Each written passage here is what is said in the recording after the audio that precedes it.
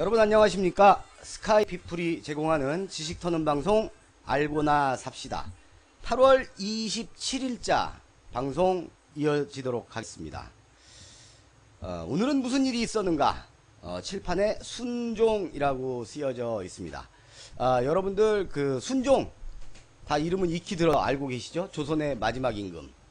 오늘은 무슨 날이냐면 이 순종이 조선의 27대 왕으로 임금으로 즉위한 날입니다. 순종의 즉위식이 있었던 날이에요. 그래서 이 순종 임금을, 순종 황제에 대해서 잠깐 살펴보는 날로 오늘의 알고나 삽시다를 정했습니다. 순종을 얘기할 때 우리는 조선의 마지막 군주, 대한제국의 두 번째 황제, 망국의 군주, 이런 형용사를 붙이죠. 자, 여기서 조금 헷갈릴 수도 있는 게 있습니다. 마지막이래. 근데 또 두 번째래. 마지막 왕이라고 하고 두 번째 황제래. 이건 뭐냐 하면 조선이 고종 때 조선 왕조가 그러니까 이시 왕조, 조선 왕조가 멸한 게 아니라 조선이라는 나라는 스톱이 된 거예요. 그게 언제냐면 1897년에 조선이라는 나라는 스톱된 거고, 이때부터 국호가 바뀌는 거죠. 대한제국으로. 그래서 지금 우리가 황제가 다스리는 전제주의 나라가 아니라 백성들의 나라다 해서 대한민국이 된 거죠. 그래서 한국인 거잖아. 그래서 우리 국호가 바뀐 거라고 보시면 됩니다. 국가 체제가 확 바뀐 거야. 헌법이 바뀐 거, 헌법? 그때 헌법이 있었나? 입헌군주가 입헌이 아니고 헌법은 없었겠네. 아무튼 그 체계가 바뀐 거야, 국가 체계가. 그래서 고종이 조선의 26대 왕이자 대한제국의 첫 번째 황제고, 그 다음에 순종은 두 번째 황제이자 조선 왕조의 마지막 임금이다, 이렇게 형용하는 겁니다. 어쨌든 국가 체제는 바뀌었지만 왕을 하는 집안은 똑같으니까 그냥 조선 왕조, 이시 왕조, 이렇게 보는 거죠. 그렇게 봤어. 봤어. 좋아. 그 다음 순서. 이 순종은 총 재위 기간이 약 3년입니다. 3년 1개월 정도 임금 또는 황제 자리에 있었죠. 황제 자리에 있는 거죠. 임금이 아니라 황제의 자리에 있었는데, 그 중에 그러니까 1907년에 왕이 돼서 한 2년 정도는 자기가 친정을 했어. 뭐 자기 뜻도 되진 않았지만 어쨌든 자기가 직접 사인하고 결제하고 결정하고 이런 거는 했단 말이에요. 그런데 나머지 1년은 1909년부터는 일본 통감부라는 놈들에 의해서 조선이 다스려집니다. 그러니까 그 2년, 재위기간은 3년인데 실제로 왕권을 행사한 거는 2년이다. 이렇게 보시면 됩니다. 통감부는 우리가 일진회 할 때도 잠깐 말씀드렸지만 일진회한테 뒷돈 대주고 했던 거예요. 어버이연합의 전경련, 일진회의 통감부, 다이다이, 이렇게 보시면 되는 겁니다. 이 통감부가 이제 직접 내정을 간섭하고 관할을 하니까 이제 왕권은 없어진 거죠. 이 순종은 1874년에 아버지는 고종, 어머니는 그 이름도 유명한 명성왕후, 명성황후죠. 돌아가실 때는 황제였기 때문에 명성황후, 이분의 장남으로 태어났습니다.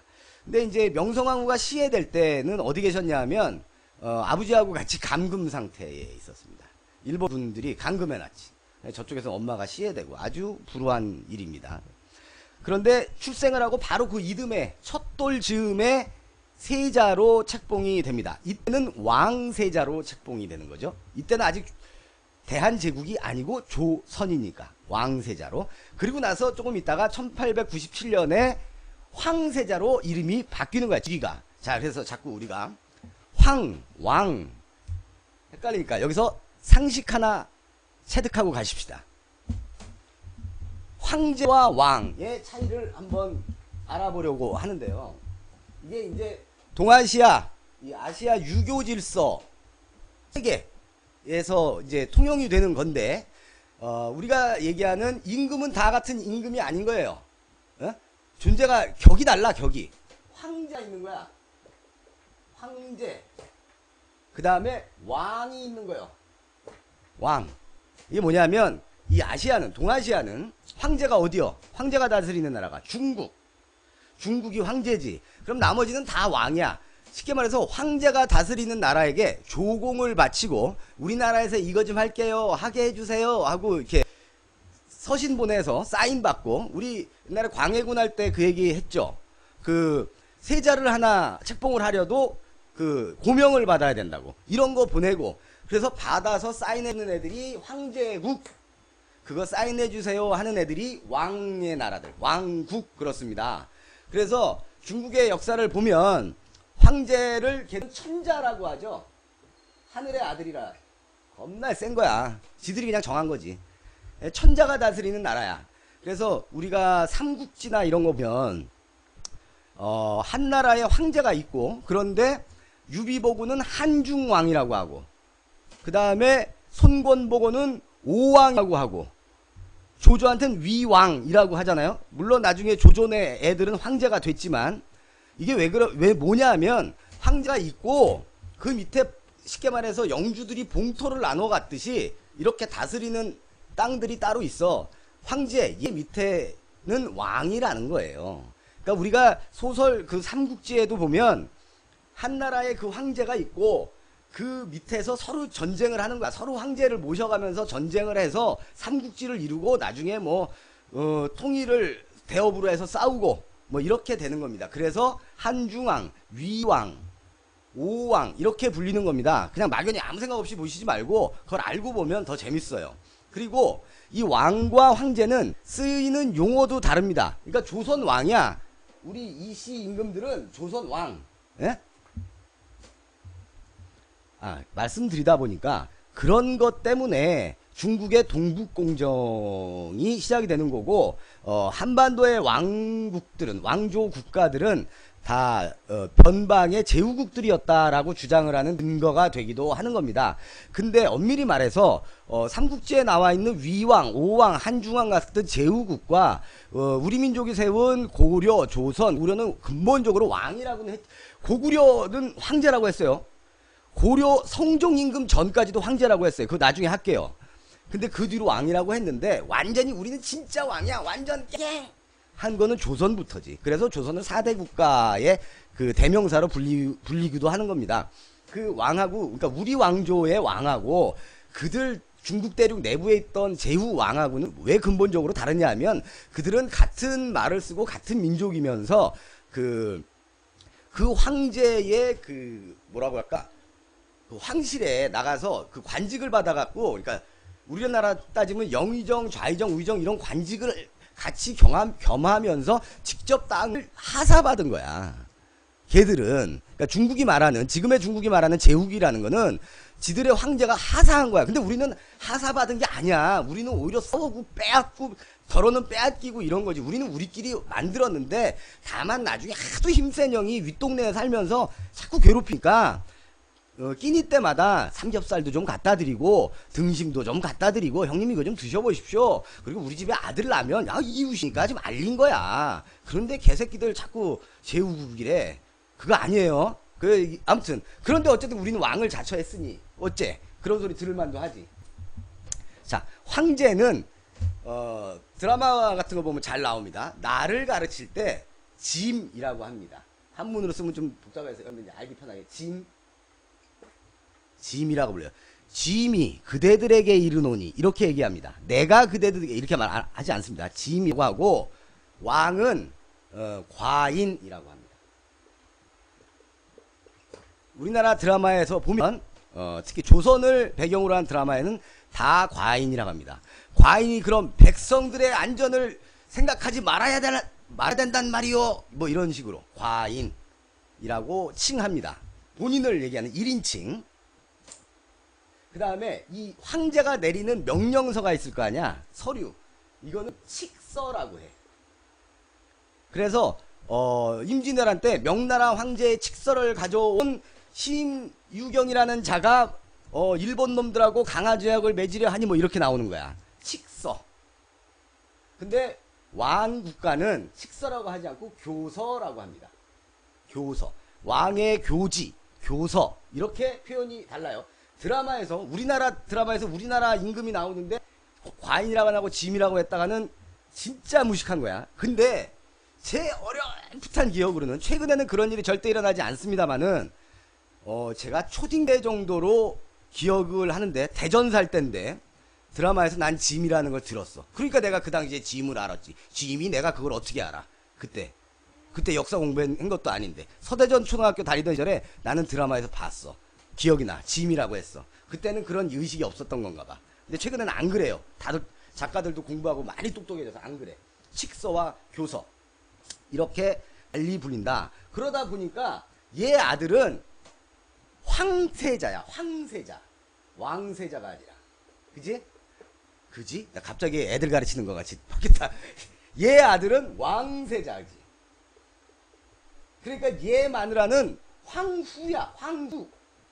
얘 마누라는 왕후. 이렇게 불리우는 겁니다. 그러니까 드라마 보실 때 이런 거 잘 눈여겨서 보시면 쏠쏠한 상식적 재미가 생긴다. 자, 얘기가 잠깐 저리 갔다가 다시 옵니다. 다시 순종으로 와요.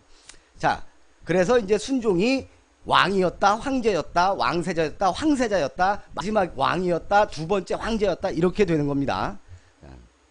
그런데 이 대한제국이 1897년에 생겼고 했잖아요. 조선이 이제 문 닫고, 조선은 공식적으로 이날 문을 닫은 거예요. 일본한테 뺏긴 날 문을 닫은 게 아니라, 엄밀히 말해서 일본에 병합된 건 조선이 아니라 대한제국인 거지. 이때 대한제국이 만들어졌는데 이게 또 우리 손으로 우리의 자주를 위해 우리가 황제국이 된 거야. 청나라하고 다이다이 이렇게 간 거야. 어느 날 고종이 근데 이게 고종의 자발적 의사에 의해서 된 게 아니라 다 음모에 의해서 된 거죠. 일본이 지원을 했어요. 왜 그랬냐? 조선이 청나라가 종주국임을 주장하는 청나라가 있고 조선이 이렇게 붙어 있는 거야. 이렇게 붙어 있는데 조선을 먹어야 돼. 그럼 어떻게 돼? 의형제지만 형을 건드리는 거 아니요? 동생을 건드리니까. 그러니까 결국은 일본이 청나라랑 붙어보겠다는 얘기인가 돼버리는 겁니다. 싸움이 확전이 되는 거야. 우린 나중에는 결국 중국을 침략하긴 했지만 그 당시에는 일단 조선부터 먹어야 되니까 단계적으로. 그래서 조선을 먹으려면 청나라와 조선의 관계를 떨어뜨려 놔야 돼. 이게 참 명분이야. 동아시아 사회에서는 이거 별것도 아닐 수도 있어. 지금 가치관으로 생각하면. 근데 이 명분이라는 게 참 중요한 겁니다. 명분상 떨어뜨려 놔야 되니까 조선의 그 격을 올려놔야 되는 거예요. 얘들은 혼자 자주국가임을 표방을 해줘야 돼. 그리고 자기네들이 후견국이 돼야 돼. 그래서 대한제국을 만들게 조용을 하고 제도들을 막 바꾸고 우리 대신들한테 아니 니들이 언제까지 왕의 국가로 니들이 속국으로 살아? 아이고 쪽팔려. 새 시대가 어느 시대인데 제국해. 니들도 황제해. 아이 고종도 황제할 수 있어. 이렇게 해가지고 황제를 만들어버린 겁니다. 우리의 자발적 의지에 의해서 그런 게 아니다. 부끄럽고 창피하지만 그렇게 보시면 됩니다. 자, 그래서 이제 순종으로 넘어갑니다. 순종은 근데 고종이 살아있을 때 황제로 등극을 합니다. 아버지가 돌아가시지 않았는데 왜 그러냐면 1907년에 그 결정적인 계기가 일어나죠. 1907년에 있었던 우리의 역사적인 사건 제일 큰 게 뭐냐면 헤이그 밀사 사건입니다.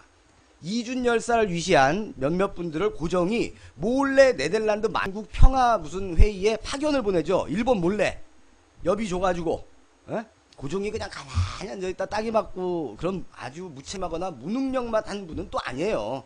나라를 뺏겼기 때문에 뭐 그렇게 자꾸 그렇게만 포장이 되는데 이분도 그렇고 순종도 그렇고 조금 찍했어요. 밟으니까 조금 찍은 했어. 그래서 어쨌든 고종이 이분들 보낸 게 일제에서 발각이 되죠. 그래서 일본 놈들이 고종을 압박합니다. 강제 퇴위시켜버리죠. 그리고 아들인 순종을 왕을 시켜버리는 겁니다. 그래서 아버지가 살아계시는 동안 왕이 돼요.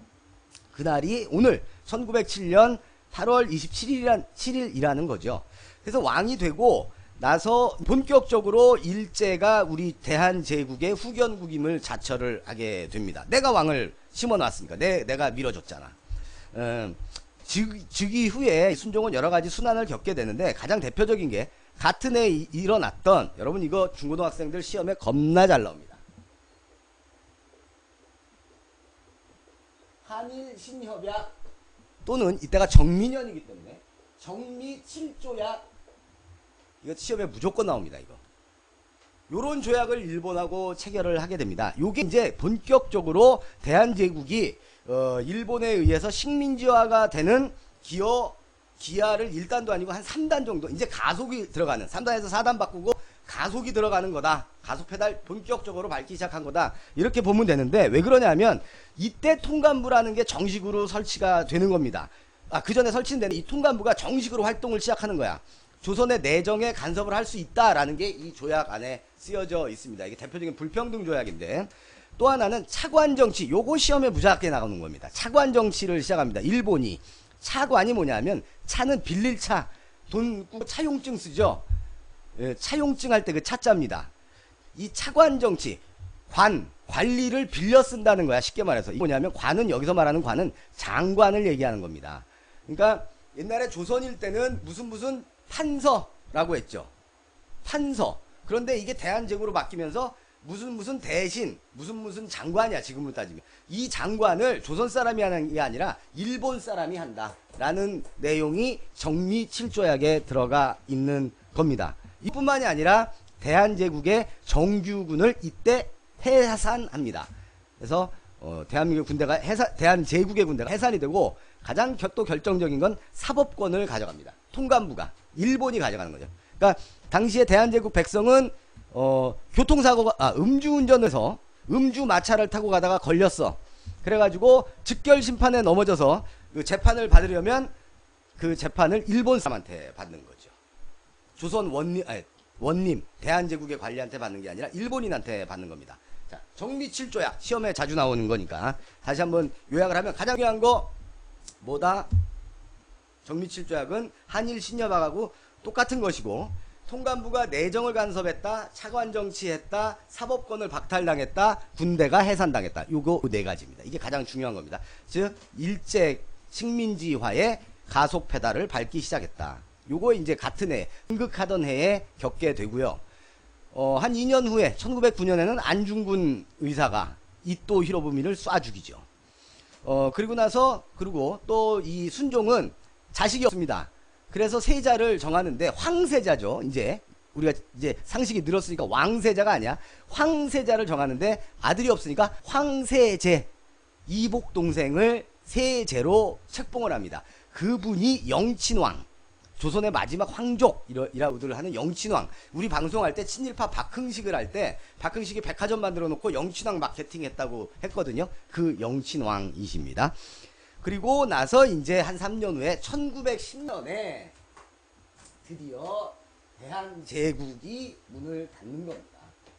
우리 민족이 세운 나라가 문을 닫는 거예요. 이때 한일 합방 사인을 하던 날, 이 한일 합방 조약서에 사인을 하던 날이 며칠 전인 8월 22일 조인식이 끝나고 완전 발표. 오늘부터 대한제국 끝! 한 날이 8월 29일인가 그렇죠? 그래서 그걸 경술국치, 국치일이라고 하지 않습니까? 사실 그날도 조기 달아야 돼. 무슨 연충이라는 조기를 달아.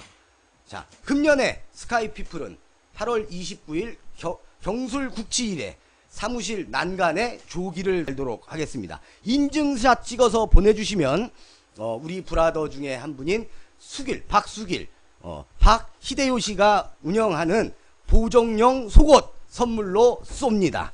자, 스카이피플이 조기 달고 그거 사진 찍어서 본인의 SNS든 뭐 저희한테 보내주셔도 상관이 없고 보내주시면 그거 보종속옷 일바로 보내주신 사람한테 박히데요시가 쏘는 보종속옷 드립니다. 저번에 와서 청첩장 갖고 와서 브라자 하나 정도는 쏠 수 있다라고 했습니다. 엄마 몰래 세벼서 보내주면 된답니다. 아무튼 1910년에 이제 이렇게 한일합방이 되는데 순종은 끝까지 사인 안 합니다. 마지막 그 자존심이죠. 그리고 마지막 임금으로서 쪽팔려서 사인을 안 해. 그랬더니 그 옥새 가져가서 대신 찍고 사인한 새끼가 바로 우리가 잘 아는 쳐죽일 놈 이완용인 거죠. 그 을사오죠. 이완용이 이때 사인을 순종 대신 하는 겁니다. 그래서 대한제국이 망한 겁니다. 망국의 하늘 안고 1926년에 순종은 53세를 일기로 심장마비로 사망을 하죠. 그리고 나서 대한제국이 망하고 나서 황제라고 불리질 않고 이왕 다시 왕으로 떨어진 거야. 황제였다가 다시 왕이 돼. 그럼 그때 황제 누구야? 일본의 황제 천황. 그러니까 이 왕으로 격하가 돼서 덕수궁인가 창덕궁, 창덕궁에 짱 박혀 사시다가 쓸쓸히 돌아가십니다. 이분이 돌아가시고 장례를 치르던 날이 6월 10일인데 이때 독립운동이 한번 크게 일어나죠. 3.1운동 이후에 전 국민이 일어난 그런 그 거국적 독립운동이 없었는데 이때 일어난 게 60만세 운동. 국사책에 나오는 거죠. 60만세 운동이 이분의 장례식을 계기로 해서 아이고 울다가 에이씨 한 게 60만세 운동이라고 보면 되고, 또 하나 일제시대 때 대표적인 일제강점기에 대표적인 독립단체가 하나 생기는데, 독립운동단체가 신간회라는 게 하나 생깁니다. 이게 왜 신간회는 의의가 있냐면 당시에 민족주의 진영과 사회주의 진영이 따로따로 독립운동을 했었는데 처음으로 모여서 한 거예요. 우리 이렇게 흩어져서 운동하면 안 되겠다. 독립 안 되겠다. 힘을 합시다 해서 만들었던 신간회가 바로 순종 황제의 장례식 이후에 그 뭐라고 할까 들불처럼 일어난 60만세 사건 직후에 결성된 그런 독립운동 독립단체입니다. 자, 조선의 마지막 군주, 우리 민족이 세운 그 왕국의 마지막 군주, 대한제국의 마지막 황제, 대한제국의 두 번째 황제인 순종이, 순종 황제께서, 이제 순종 임금이라고도 하면 원래 안 되는 거예요. 우리 입으로 순종 임금이라고 하면 안 돼. 우리는 제국 황제국이 됐는데, 그러니까 앞으로 이렇게 씁시다. 순종 황제라고.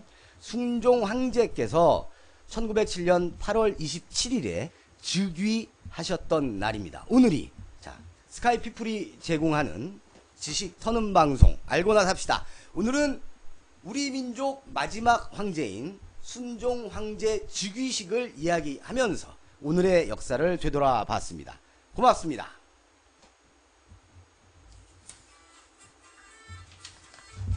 자, 또 이어서 합니다.